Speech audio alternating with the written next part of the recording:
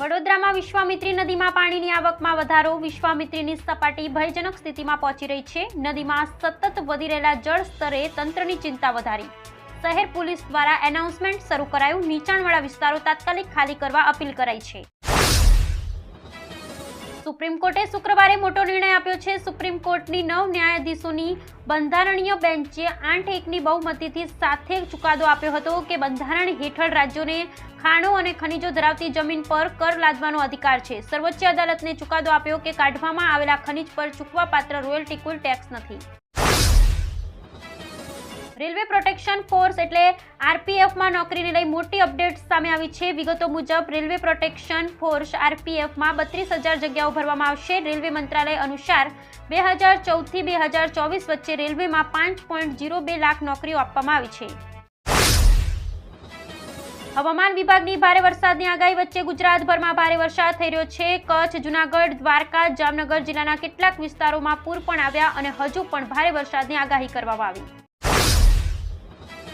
ગુજરાતમાં આવકવેરા વિભાગની આવકમાં ધરખમ વધારો થયો છે. વર્ષ 2022-23ની સરખામણીએ 2023-24ના ટેક્સ કલેક્શનમાં 22,300 કરોડનો વધારો થયો છે. 2022-23માં ઇન્કમ ટેક્સ વિભાગની આવક 41,700 કરોડ હતી, જે વધી 2023-24માં 64,000 કરોડે પહોંચી ગઈ છે.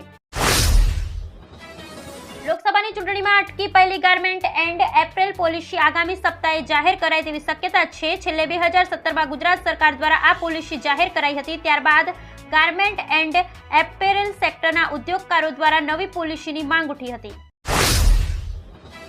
ગુજરાતભરમાં ચોમાસું બરાબર જામ્યું છે. રાજ્યભરમાં ઘણા જિલ્લાઓમાં છેલ્લા કેટલાક દિવસોથી ભારે વરસાદ થઈ રહ્યો છે. છેલ્લા 24 કલાકમાં રાજ્યના 236 તાલુકામાં વરસાદ થયો છે, જેમાં સૌથી વધુ આણંદના બોરસદમાં 14 ઇંચ વરસાદ ખાબક્યો છે. હવામાન વિભાગની આગાહી મુજબ ગુજરાત સહિત દેશના અનેક વિસ્તારોમાં ધોધમાર વરસાદ વરસી રહ્યો છે. મહત્વનું છે કે ગુજરાતમાં છેલ્લા 3 થી 4 દિવસથી ભારે વરસાદ પડી રહ્યો છે, જેના કારણે વડોદરા, સુરત, ભરૂચ અને આણંદ સહિત અનેક જિલ્લાઓમાં પૂર જેવી સ્થિતિ સર્જાઈ છે.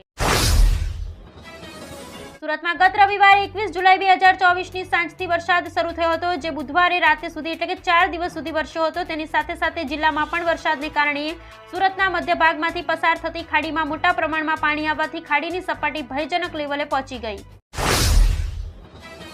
છેલ્લા 24 કલાકમાં રાજ્યના 236 તાલુકામાં વરસાદ નોંધાયો છે. ખાસ કરીને બોરસદમાં તો આભ ફાટ્યું હતું. ધોધમાર 14 ઇંચ વરસાદ ખાબક્યો હતો, જેથી પાણી જ પાણી થઈ ગયું હતું. બીજી તરફ ભારે પવનના કારણે ગિરનાર અને પાવાગઢમાં રોપવે સેવા બંધ કરાઈ છે.